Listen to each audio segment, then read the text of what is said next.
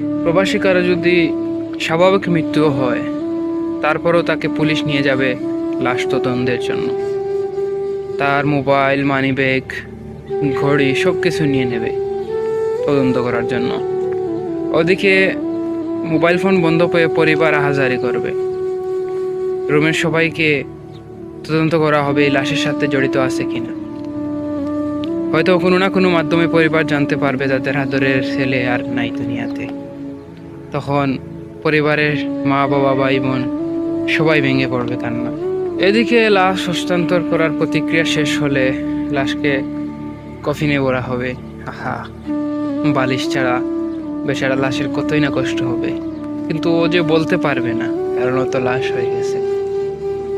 তো এভাবে করে ও টিকিট পেয়ে যাবে, কিন্তু প্রতিবারের টিকিটের মতো নয়।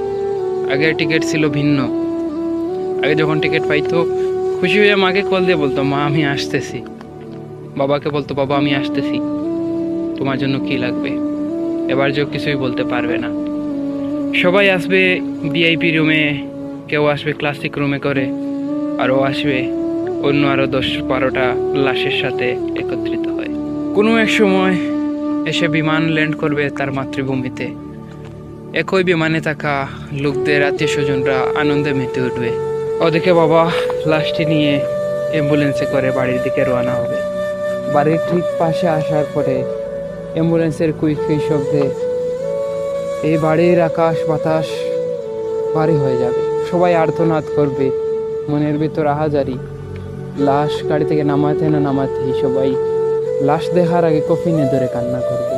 প্রিয় ভাই, প্রিয় বোন, মা এসে ওই কফিনকেই জড়িয়ে ধরবে। অবশেষে মাইকিং তো করা হয়ে গেছে আগে যে লাশ বেশিক্ষণ রাখা যাবে না। এমনিতেই অনেক দিন ধরে লাশ ছিল বিদেশের মাটিতে। মা শেষবারের মতো তার ছেলের মুখটা মুছে দেবে। ছেলে হয়তো বলতে চাইবে, মা তুমি কান্না করো না, কিন্তু কি আর করার, সে তো আর বলতে পারবে না। বাড়ির সব কাজ শেষ হয়ে গেলে বাবা তার আদরের ছেলেকে কাঁধে করে নিয়ে যাবে কবরের দিকে। এই খাটিয়াটা স্বাভাবিক খাটিয়া নয়, এই খাটিয়ে শুয়ে আছে তার আদরের সন্তান। কখনো কোনো লাশ তার কাঁধে ভারী মনে, কিন্তু আজ ছেলের লাশটি এত ভারী মনে হইতেছে। ফুপিয়ে ফুপিয়ে কান্না করবে আর বলবে, বাবা এই তো সেদিন তোকে এয়ারপোর্টে ছেড়ে আসলাম, তখনও তো কান্না করেছিল। তুই বলেছিলি বাবা আমি খুব শীঘ্রই ফিরে আসবো, ফিরে তো ঠিকই আসলি। তাহলে কেন এবার বাবা বলে ডাকলি না?